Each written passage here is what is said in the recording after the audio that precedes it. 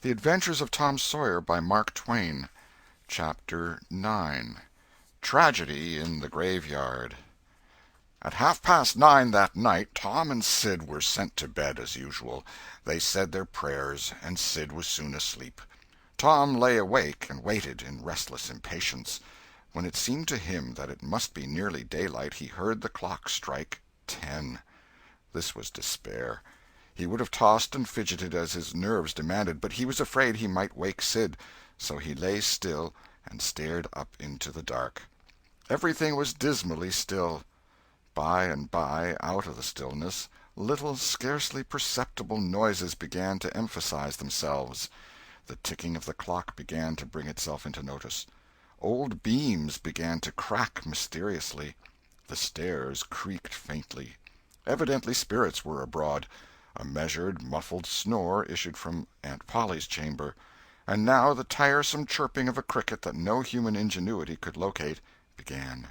Next, the ghastly ticking of a death watch in the wall at the bed's head made Tom shudder.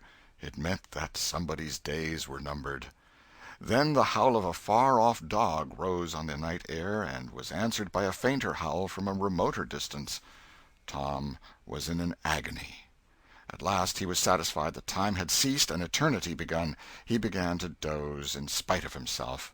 The clock chimed 11, but he did not hear it. And then there came, mingling with his half-formed dreams, a most melancholy caterwauling. The raising of a neighboring window disturbed him. A cry of "Scat, you devil!" and the crash of an empty bottle against the back of his aunt's woodshed brought him wide awake, and a single minute later he was dressed and out of the window and creeping along the roof of the L on all fours.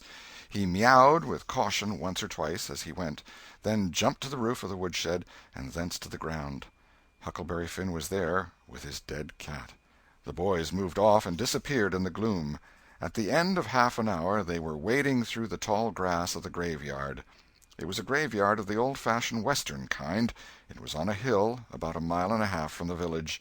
It had a crazy board fence around it, which leaned inward in places, and outward the rest of the time, but stood upright nowhere. Grass and weeds grew rank over the whole cemetery. All the old graves were sunken in. There was not a tombstone on the place. Round-topped, worm-eaten boards staggered over the graves, leaning for support, and finding none. "Sacred to the memory of so-and-so" had been painted on them once, but it could no longer have been read on the most of them now, even if there had been light. A faint wind moaned through the trees, and Tom feared it might be the spirits of the dead complaining of being disturbed. The boys talked little, and only under their breath, for the time and the place and the pervading solemnity and silence oppressed their spirits. They found the sharp new heap they were seeking, and ensconced themselves within the protection of 3 great elms that grew in a bunch within a few feet of the grave. Then they waited in silence for what seemed a long time. The hooting of a distant owl was all the sound that troubled the dead stillness. Tom's reflections grew oppressive.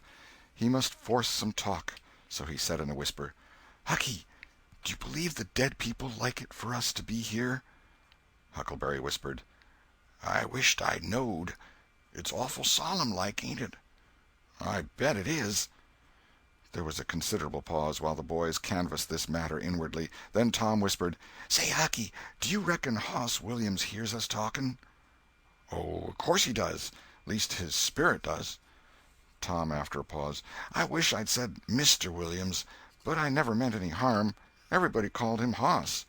"Well, a body can't be too particular how they talk about these here dead people, Tom."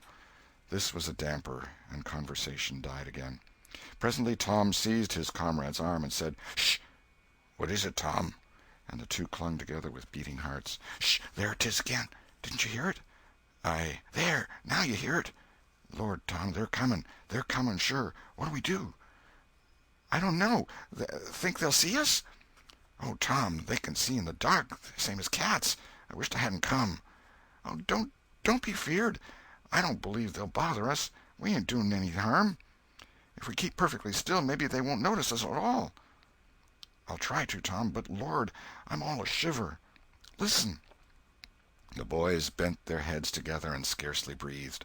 A muffled sound of voices floated up from the far end of the graveyard. "Look! See, there!" whispered Tom. "What is it?" "It's devil fire. Oh, Tom, this is awful."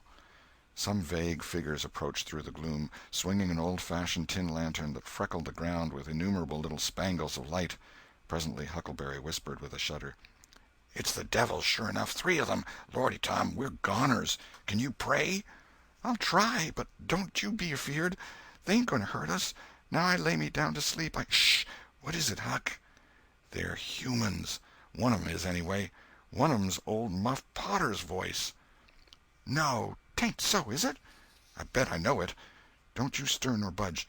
He ain't sharp enough to notice us. Drunk the same as usual, likely. Blamed old Rip." "All right, I'll keep still. Now they're stuck. Can't find it. Here they come again. Now they're hot. Cold again. Hot again. Red hot. They're pointed right this time. Say, Huck, I know another of them voices.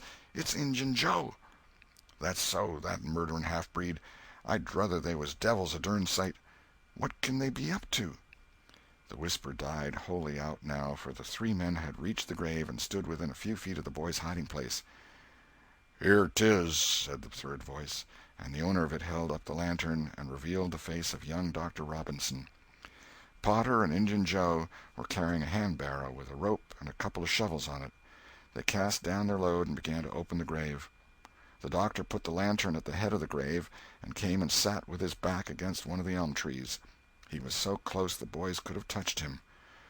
"Hurry, men," he said in a low voice. "The moon might come out at any moment." They growled a response and went on digging. For some time there was no noise but the grating sound of the spades discharging their freight of mold and gravel. It was very monotonous. Finally a spade struck upon the coffin with a dull woody accent, and within another minute or two the men had hoisted it out of the ground. They pried off the lid with their shovels, got out the body, and dumped it rudely on the ground. The moon drifted from behind the clouds and exposed the pallid face. The barrow was got ready and the corpse placed on it, covered with a blanket, and bound to its place with a rope. Potter took out a large spring knife and cut off the dangling end of the rope, and then said: "Now the cussed thing's ready, Sawbones, and you'll just out with another 5, or here she stays." "That's the talk," said Injun Joe. "Look here, what does this mean?" said the doctor. "You required your pay in advance, and I've paid you." "Yes, and you've done more than that," said Injun Joe, approaching the doctor, who was now standing. 5 years ago you drove me away from your father's kitchen one night when I come to ask for something to eat, and you said I warn't there for any good, and when I swore I'd get even with you if it took 100 years, your father had me jailed for a vagrant. Did you think I'd forget? The Injun blood ain't in me for nothing. And now I've got you, and you got to settle, you know." He was threatening the doctor, with his fist in his face by this time. The doctor struck out suddenly and stretched the ruffian on the ground. Potter dropped his knife and exclaimed: "Here, now, don't you hit my pard!" And the next moment he was grappled with the doctor, and the two were struggling with might and main, trampling the grass and tearing the ground with their heels. Injun Joe sprang to his feet, his eyes flaming with passion, snatched up Potter's knife, and went creeping, cat-like and snooping, round and round about the combatants, seeking an opportunity. All at once the doctor flung himself free, seized the heavy headboard of William's grave, and felled Potter to the earth with it. And in the same instant the half-breed saw his chance and drove the knife to the hilt in the young man's breast. He reeled and fell partly upon Potter, flooding him with his blood, and in the same moment the clouds blotted out the dreadful spectacle, and the 2 frightened boys went speeding away in the dark. Presently, when the moon emerged again, Injun Joe was standing over the 2 forms, contemplating them. The doctor murmured inarticulately, gave a long gasp or two, and was still. The half-breed muttered, "That score is settled, damn you!" Then he robbed the body, after which he put the fatal knife in Potter's open right hand and sat down on the dismantled coffin. 3, 4, 5 minutes passed, and then Potter began to stir and moan. His hand closed upon the knife.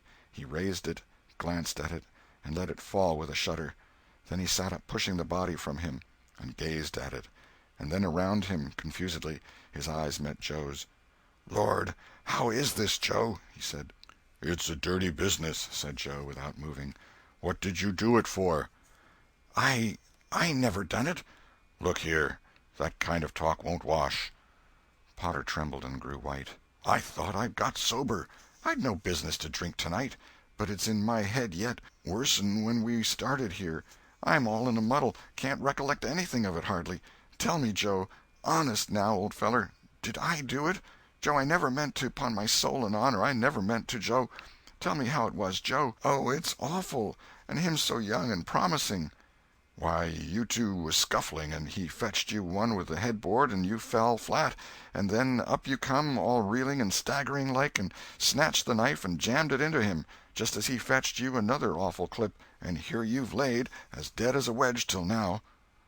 "Oh, I didn't know what I was doing. I wish I may die this minute if I did. It was all on account of the whiskey, and the excitement, I reckon. I never used a weepon in my life before, Joe. I've fought, but never with weepons. They'll all say that. Joe, don't tell. Say you won't tell, Joe. That's a good feller. I always liked you, Joe, and stood up for you, too. Don't you remember? You won't tell, will you, Joe?" And the poor creature dropped on his knees before the stolid murderer and clasped his appealing hands. "No. You've always been fair and square with me, Muff Potter, and I won't go back on you. There, now, that's as fair as a man can say." "Oh, Joe, you're an angel. I'll bless you for this the longest day I live." And Potter began to cry. "Come, now, that's enough of that. This ain't any time for blubbering. You be off yonder way, and I'll go this. Move now, and don't leave any tracks behind you." Potter started on a trot that quickly increased to a run. The half-breed stood looking after him. He muttered, "If he's as much stunned with the lick and fuddled with the rum as he had the look of being, he won't think of the knife till he's gone so far he'll be afraid to come back after it to such a place by himself, chicken heart." 2 or 3 minutes later, the murdered man, the blanketed corpse, the lidless coffin, and the open grave were under no inspection but the moon's. The stillness was complete again, too. End of Chapter 9. Chapter 10. Dire Prophecy of the Howling Dog. The two boys flew on and on toward the village, speechless with horror. They glanced backwards over their shoulders from time to time, apprehensively, as if they feared they might be followed. Every stump that started up in their path seemed a man and an enemy, and made them catch their breath. And as they sped by some outlying cottages that lay near the village, the barking of the aroused watch-dogs seemed to give wings to their feet. "If we can only get to the old tannery before we break down," whispered Tom in short catches between breaths, "I can't stand it much longer." Huckleberry's hard pantings were his only reply, and the boys fixed their eyes on the goal of their hopes and bent to their work to win it. They gained steadily on it, and at last, breast to breast, they burst through the open door and fell grateful and exhausted in the sheltering shadows beyond. By and by their pulses slowed down, and Tom whispered, "Huckleberry, what do you reckon'll come of this?" "If Dr. Robinson dies, I reckon hanging'll come of it." "Do you, though?" "Why, I know it, Tom." Tom thought a while, then he said, "Who'll tell? We?" "What are you talking about? Suppose something happened and Injun Joe didn't hang. Why, he'd kill us some time or other, just as dead sure as we're laying here." "That's just what I was thinking to myself, Huck." "If anybody tells, let Muff Potter do it, if he's fool enough. He's generally drunk enough." Tom said nothing, went on thinking. Presently he whispered, "Huck, Muff Potter don't know it. How can he tell?" "What's the reason he don't know it?" "Because he just got that whack when Injun Joe done it. Do you reckon he could see anything? Do you reckon he knowed anything?" "By hokey, that's so, Tom." "And besides, look here, maybe that whack done for him." "No, 'tain't likely, Tom. He had liquor in him, I could see that, and besides he always has. Well, when pap's full, you might take and belt him over the head with a church and you couldn't faze him. He says so his own self. So it's the same with Muff Potter, of course. But if a man was dead sober, I reckon maybe that whack might fetch him. I don't know." After another reflective silence, Tom said, "Hucky, you sure you can keep mum?" "Tom, we got to keep mum. You know that. That Injun devil wouldn't make any more of drowning us than a couple of cats, if we was to squeak about this and they didn't hang him. Now look here, Tom, let's take and swear to one another. That's what we got to do. Swear to keep mum." "I'm agreed. It's the best thing. Would you just hold hands and swear that we—" "Oh, no, that wouldn't do for this. That's good enough for little rubbishy common things, especially with gals, 'cause they go back on you anyway, and blab if they get in a huff. But there oughter be writing about a big thing like this, and blood." Tom's whole being applauded this idea. It was deep and dark and awful. The hour, the circumstances, the surroundings were in keeping with it. He picked up a clean pine shingle that lay in the moonlight, took a little fragment of red keel out of his pocket, got the moon on his work, and painfully scrawled these lines, emphasizing each slow downstroke by clamping his tongue between his teeth and letting up the pressure on the upstrokes. See next page. Huckleberry was filled with admiration of Tom's facility in writing and the sublimity of his language. He at once took a pin from his lapel and was going to prick his flesh, but Tom said, "Hold on, don't do that. A pin's brass. It might have verdigrease on it." "What's verdigrease?" "It's pison. That's what it is. You just swaller some of it once, you'll see." So Tom unwound the thread from one of his needles, and each boy pricked the ball of his thumb and squeezed out a drop of blood. "Huck Finn and Tom Sawyer swears they will keep mum about this, and they wish they may drop down dead in their tracks if they ever tell, and rot." In time, after many squeezes, Tom managed to sign his initials, using the ball of his little finger for a pen. Then he showed Huckleberry how to make an H and an F, and the oath was complete. They buried the shingle close to the wall, with some dismal ceremonies and incantations, and the fetters that bound their tongues were considered to be locked and the key thrown away. A figure crept stealthily through a break in the other end of the ruined building now, but they did not notice it.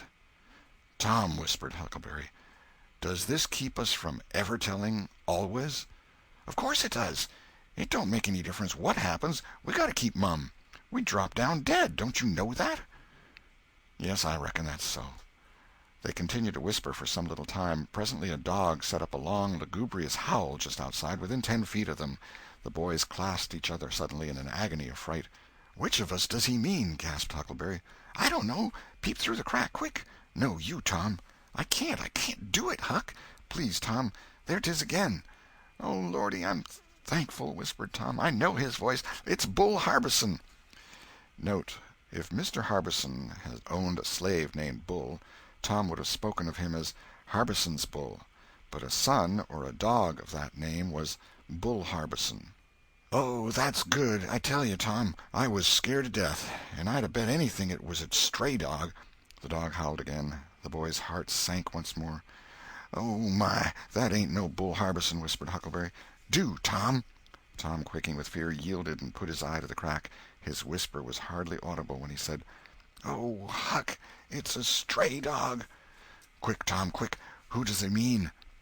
"Huck, he must mean us both. We're right together." "Oh, Tom, I reckon we're goners. I reckon there ain't no mistake 'bout where I'll go to. I been so wicked." "Dag fetch it, this comes of playing hookey and doing everything a feller's told not to do. I might have been good like Sid if I'd 'a' tried, but no, I wouldn't, of course. But if ever I get off of this time, I lay I'll just waller in Sunday schools." And Tom began to snuffle a little. "You bad?" And Huckleberry began to snuffle too. "Consound it, Tom Sawyer, you're just old pie, 'longside of what I am. Oh, Lordy, Lordy, Lordy, I wisht I'd only had half your chance." Tom choked off and whispered, "Look, Hucky, look! He's got his back to us." Hucky looked with joy in his heart. "Well, he has, by jingoes! Did he before?" "Yes, he did, but like a fool, I never thought. Oh, this is bully, you know. Now who can he mean?" The howling stopped, and Tom pricked up his ears. "Shh! What's that?" he whispered. "Sounds like hogs grunting. No, it's somebody snoring, Tom." "That is it. Whereabouts is it, Huck?" "I believe it's down at t'other end. Sounds so, anyway. Pap used to sleep there sometimes, 'long with the hogs, but laws bless you, he just lifts things when he snores. Besides, I reckon he ain't ever coming back to this town any more." The spirit of adventure rose in the boys' souls once more. "Hucky, do you dast to go if I lead?" "I don't like to much. Tom, s'pose it's Injun Joe." Tom quailed. But presently the temptation rose up strong again, and the boys agreed to try, with the understanding that they would take to their heels if the snoring stopped. So they went tiptoeing stealthily down, the one behind the other. When they had got to within 5 steps of the snorer, Tom stepped on a stick, and it broke with a sharp snap. The man moaned, writhed a little, and his face came into the moonlight. It was Muff Potter. The boys' hearts had stood still, and their hopes too, when the man moved, but their fears passed away now. They tiptoed out, through the broken weather boarding, and stopped at a little distance to exchange a parting word. That long, lugubrious howl rose on the night air again. They turned and saw the strange dog standing within a few feet of where Potter was lying, and facing Potter, with his nose pointing heavenward. "Oh, Jiminy, it's him!" exclaimed both boys in a breath. "Say, Tom, they say a stray dog come howling round Johnny Miller's house 'bout midnight as much as 2 weeks ago, and a whippoorwill come in and lit on a banisters and sung, the very same evening, and there ain't anybody dead there yet." "Well, I know that, and suppose there ain't. Didn't Gracie Miller fall in the kitchen fire and burn herself terrible the very next Saturday?" "Yes, but she ain't dead, and what's more, she's getting better, too." "All right, well, you wait and see. She's a goner just as dead sure as Muff Potter's a goner. That's what the niggers say, and they know all about these kind of things, Huck." Then they separated, cogitating. When Tom crept in at his bedroom window, the night was almost spent. He undressed with excessive caution, and fell asleep congratulating himself that nobody knew of his escapade.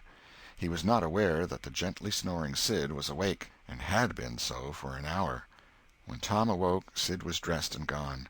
There was a late look in the light, a late sense in the atmosphere. He was startled. Why had he not been called? Persecuted till he was up, as usual. The thought filled him with bodings. Within 5 minutes he was dressed and downstairs, feeling sore and drowsy. The family were still at table, but they had finished breakfast. There was no voice of rebuke, but there were averted eyes. There was a silence and an air of solemnity that struck a chill to the culprit's heart. He sat down and tried to seem gay, but it was uphill work. It roused no smile, no response, and he lapsed into silence and let his heart sink down to the depths. After breakfast his aunt took him aside, and Tom was almost brightened in the hope that he was going to be flogged, but it was not so.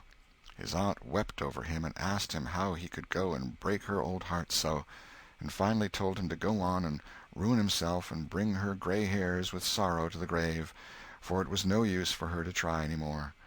This was worse than 1,000 whippings, and Tom's heart was sorer now than his body.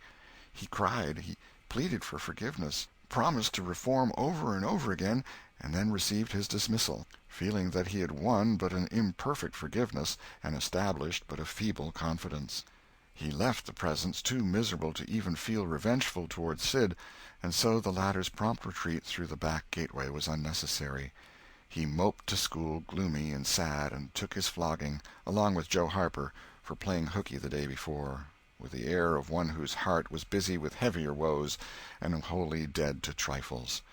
Then he betook himself to his seat, rested his elbows on his desk and his jaws in his hands, and stared at the wall with the stony stare of suffering that has reached the limit and can no further go.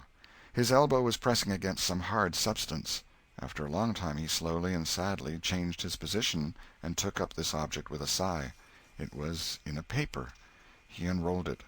A long, lingering, colossal sigh followed, and his heart broke. It was his brass andiron knob. This final feather broke the camel's back. End of Chapter 10.